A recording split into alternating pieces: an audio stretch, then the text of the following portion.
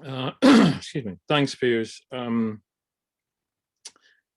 Uh, I mean, I've been walking with the Lord just over 46 years. So it's a long period of time to try and compact into a short space of a testimony. So it's going to be the highlights. It's going to be the Reader's Digest version, rather than the full story. But I was brought up back home in Northern Ireland in a farming community. My on my mum's side of the family, farmers, and as long as I can remember, prior to coming to know the Lord, my parents were churchgoers, and they took me, my sister, my younger brother to church every Sunday. I mean, I was churched. I mean, the local village had two churches. It had an Anglican church and a Presbyterian church. There was also a Brethren assembly on the outskirts of the village, but it was closed to outsiders, so nobody knew what went on inside that building. So the two churches, plus the pub, plus the village shop, they were the sort of center of community life in the area, farming community. And I ended up in my late teens singing in the church choir, teaching Sunday school, up to here with Boys Brigade, having come up from the junior section right through. And I didn't know the Lord. And I thought everything was fine. I was in my last year at grammar school, thinking about whether university was ever going to be a possibility, because I wasn't the most academic of people. And halfway through that academic year, in early 75, and you can do the math, I'm not going to bother to sort that out. You can sort that out in your heads. The pastor of the Presbyterian church that my parents attended, who was also the pastor of another Presbyterian church, so it was a joint charge, a few miles away, organized 2 weekends of evangelistic coffee bars in the sort of mid to late 70s, early 80s. These were the in thing for reaching teenagers and young people. And I didn't go the first 2 nights, and that's another story which is far too long to go into. But I was persuaded by invitation by the evangelist, this little tubby Liverpudlian guy called John Moxon, who sort of bounced around when he spoke, to come to the Sunday evening coffee bar. And the only way I can put it is that by the end of the time that John finished speaking, two things. I was totally overcome with the reality that I was such a hypocrite. I was going through all of this religious activity every week and giving this facade, or putting on this facade of being a Christian. And yet for the rest of the week, I was doing my own thing in my own way, And the other thing was, I just truly felt, I was so convicted of that fact, and that Jesus had died for me. And I really felt God had gotten me in a corner. And there was absolutely no way out of that corner unless I submitted and gave my life to the Lord Jesus. I mean, it was that strong, the conviction. Which I did, obviously, but that set me on this journey that has been the last 46 years. There have been some great moments, there have been some hard moments, some moments where I just wanted to walk away from the whole thing and just, forget the lot in frustration over certain things. But I just see it as it's a walk. It has been a walk of faith with the Lord all of that time. Eventually, after finishing school, not getting into university, I worked in local businesses for 2 years, but felt God's prompting for various reasons to go to Bible college.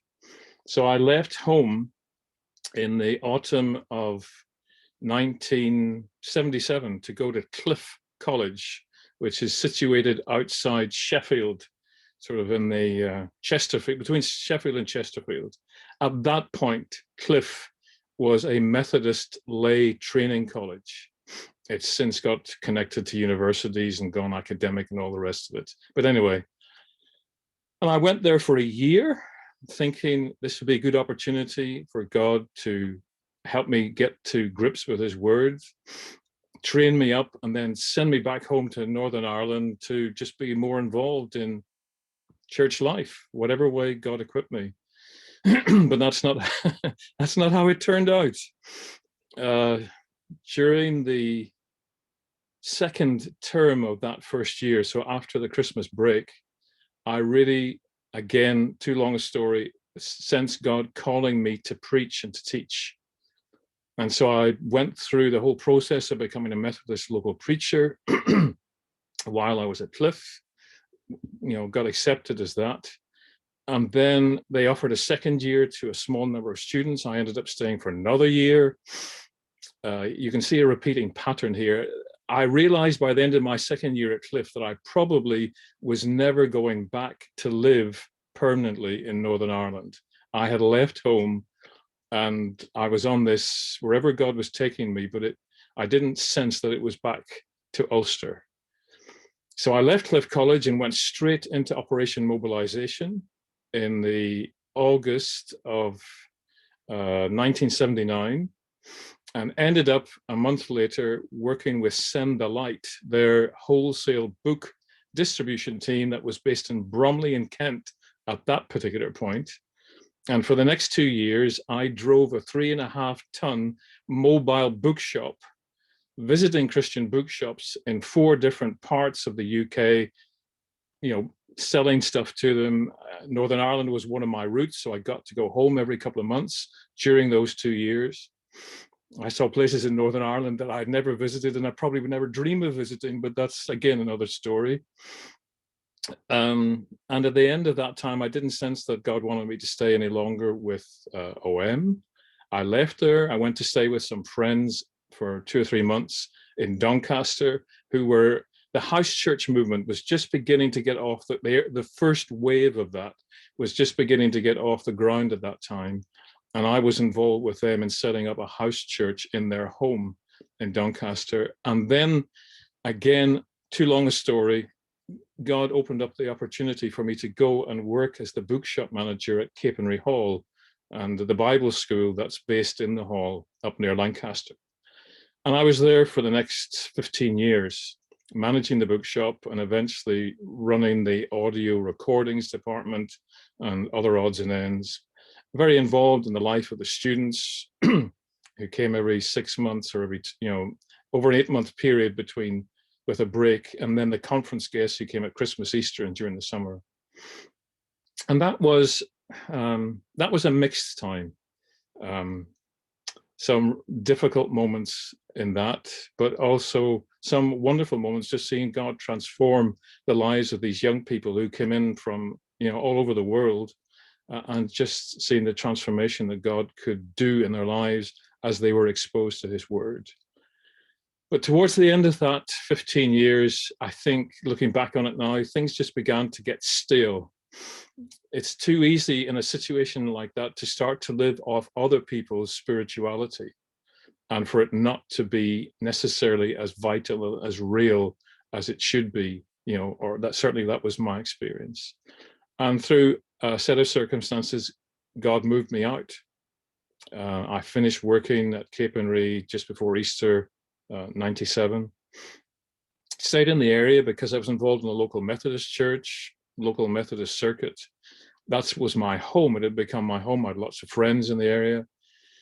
But eventually, there were no jobs forthcoming. And then really out of the blue, I had an invitation to come and work as the parish administrator in Holy Trinity Parish Church in Eastbourne. Now, my part of my background is Anglican on my father's side, although he decided to leave Anglicanism and go to the Presbyterian Church after he and my mother married. But I'd been exposed to the Anglican setup, and I just couldn't. Sorry, no offense to any Anglicans in this group, I just couldn't cope with the liturgy. It just drove me nuts. And so I said to the Lord, I will never work in the Church of England. Never say never to God. So I ended up as the parish administrator in Holy Trinity Eastbourne for 2 years, and then moved on from that to be the personal assistant to the senior architect in a Christian-run practice, Church Projects Limited, that's based in Eastbourne. I guess their remit is to help churches open up their buildings, or it was until COVID came along, make them more accessible, more open to so that folk, can actually see what's going on inside, make them more welcoming. Worked with them for about 3 years, and then again sensed God saying to me, it's time to walk away. And it just seemed totally a crazy thing to do, because I had nothing to go to. But the sense over a period of months, no, it's time to move on from this. Well, it became so strong, and so I did. And many of my friends, I think, probably thought I'd lost the plot, but I did it anyway. And I was unemployed for quite a number of months, by which that stage I was going to Victoria Baptist Church in Eastbourne. And one morning, someone who I knew through an outreach to foreign language students that I was involved with in the town approached me and asked me if I would like to come and volunteer once a month with Christian Friends of Israel, stuffing envelopes for their monthly mailing at the end of each month. And I thought, well, why not? It's volunteer work, but at least it's for that 4 or 5 days in the month, I will actually have some interaction, with other believers. And so I joined CFI UK as a volunteer sometime in probably, I think, late 2003, or maybe early 2004. I can't really remember now. But being put into that environment, what was a very simple and latent understanding that God had not finished with the Jewish people just exploded. And God did something inside of me in knitting me in the sense of wanting to be involved in what he was doing with the Jewish people and with Israel in a way that I never anticipated. It just came completely out of the blue. And that seed that had been sown years before, and it had sort of lain dormant for most of the time until I joined CFI as a volunteer. Well, a few months later, they discovered I had some computer skills that they could use. And so they pulled me off stuffing envelopes and gave me a couple of projects to work on. And time was going on, and I still wasn't finding any work. And I met together with a few close friends who came to pray with me in my flat. And it was about the late spring of 2004. And we were just praying, that God would make it clear what he wanted me to do and open up a door of employment or service, whatever it was. And as they were leaving, one of them sort of turned to me and said, "Why don't you give God a deadline?" And I thought, I'm not so sure about that. To me, that sounded like I was twisting God's arm to produce the goods. But after everybody had gone, I simply said to the Lord, it wasn't anything more complicated than this. I said to the Lord, if you have something specific for me that I'm not seeing, please show me. And I'm thinking, okay, when? August 31st. Because in my mind, it's the end of the summer. People are thinking about maybe new programs, new opportunities in the autumn. Something might come up. And that was it. That was as much as I prayed. I don't think I even thought about it again. And I continued to volunteer with CFI, working on various projects for them, still helping out from time to time with the mailing. This is just uncanny, but at 5 o'clock on the 31st of August, as I was walking out of the office to go home, and I only lived 2 minutes walk around the corner from the office, so I didn't have a long commute to get to work.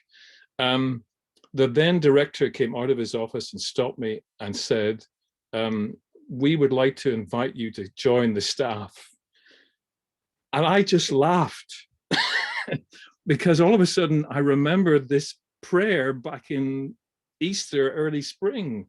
And he looked at me as if to say, what's funny about that? I said, I'll tell you tomorrow.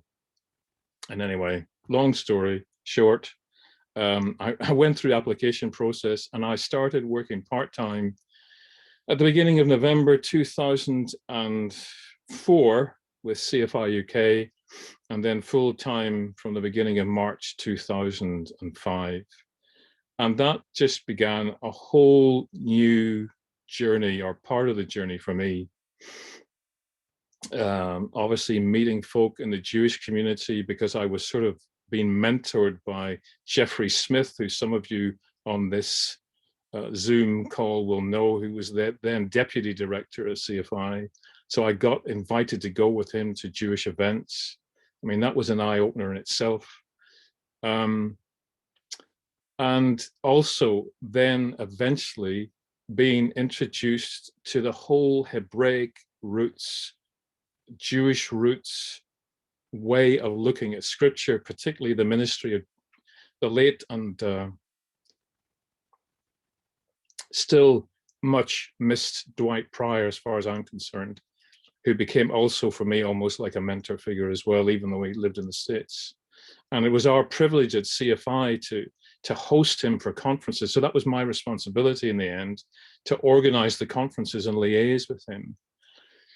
And so I was there with CFI for 10 years. In the last probably 3 to 4 years, speaking opportunities, teaching opportunities started to come along, representing CFI, different conferences, different places, exhibitions, taking our promotional material.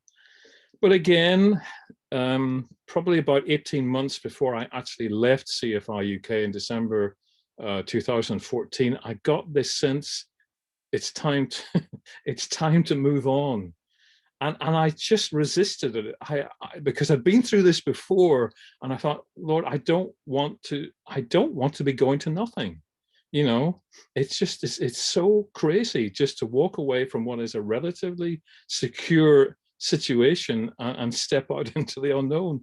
And the Lord and I wrestled with this for a long time, until it eventually became very clear to me that if I did not do this, I was going to be walking in disobedience to him. That's how strong the conviction came.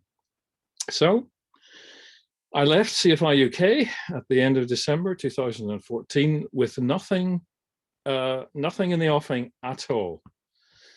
So just a clean slate. Lord, what's next? I went home for Christmas, spent Christmas, New Year with my family back in Northern Ireland.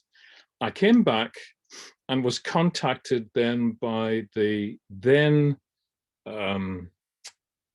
deputy director of CFI Jerusalem, who I had had some work-related contact with over my latter years at CFI UK. And I thought Kevin just wanted to, I don't know, chit-chat on a Skype call or something like that. I had no idea what the purpose of the call was. So this is about halfway through January 2015. Yeah, 2015. Halfway through the conversation, Kevin drops the bombshell. We would like you to come and join the volunteer team at CFI Jerusalem. Okay. Now, I would say if I went around, some of you who are on these screens that I'm watching at the moment, you would probably give either one arm or both arms for that sort of opportunity. That was not on my to-do list. Living, working in Israel was not on my to-do list. I had been 5 or 6 times in my time with CFI, and every visit had been a mixture of really positive, good experiences and some painful experiences right across the board. So my attitude to living and working in Israel was not exactly positive on the basis of those trips. But we said, okay, I mean, you could have blown me over with a feather. I was so shocked at this invitation. So we set the end of January 2015 as a waypoint. We would both pray towards January the 31st and see, is the Lord in this or not? And this was early January. So for a week or so, I said nothing to anyone. I just continued to ask the Lord, is this what you want me to do? And there was a sort of sense that it might be right. And then after a couple of weeks, I started to talk to 5 or 6 really close friends who knew me well, and I knew they would tell me what they thought without, I don't know, buttering me up or anything. They would tell me what they genuinely thought of this possibility. And every one of them said, yes, we believe this is right. Some of them were very positive. One said to me, what are you waiting for? Others were a little bit more cagey about it because, they too knew what was involved. So I had another Skype call with Kevin and his wife, and we set the whole thing in motion. And there were 2 hurdles. One was raising the support, because it's a volunteer position. You had to raise your own support, although CFI Jerusalem provide the accommodation and certain other things. And 2, getting a visa, because I had to go in on a volunteer visa if I was going to be there for more than 3 months. Needless to say, by the middle of May 2015, I had landed in Israel. And for the next nearly 2 years, I served the Lord in Israel with CFI Jerusalem in their media department. And again, being in Israel was a real mix of experiences. There were some wonderful opportunities. I met some of the local believers who have become firm, close friends. I'm in touch with a few of them almost every week. But there were other things that were really painful, which I don't, it's gone, it's past, but it was not an easy time. But I know, God provided for me. He kept me there. He looked after me, no question. But by the time my initial 2-year commitment was up, it was time to come home. So I walked away from it, knowing that I had fulfilled the responsibility that God had given me to do, wondering if I would ever go back on a permanent basis, and I have no idea. I don't know. I've said to the Lord several times, if He wants me to go back, sure, I'll go back. Although I have not got a clue what I would do, but that's His business. And so I've been, I came back here and went to stay with Neville Smith for a month or just over a month. Began to get involved with the Bible studies that he was hosting in his home at that point.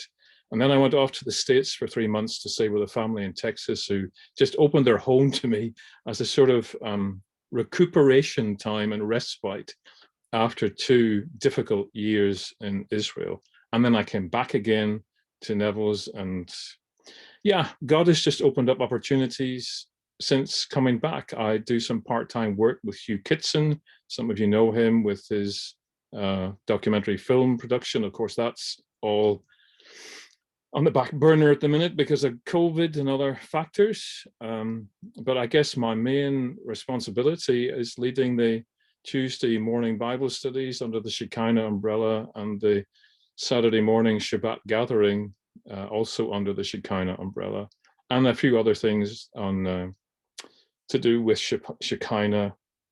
And in the latter years that I was with CFI UK, God opened up the opportunity to be on Revelation TV with the late Doug Harris, and then with Simon Barrett.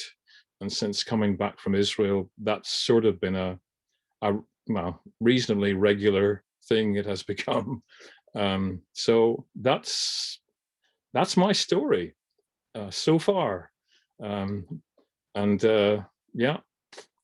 thankfully, I'm living here in this static caravan on this headland between New Haven and Peacehaven, which makes life interesting in stormy weather.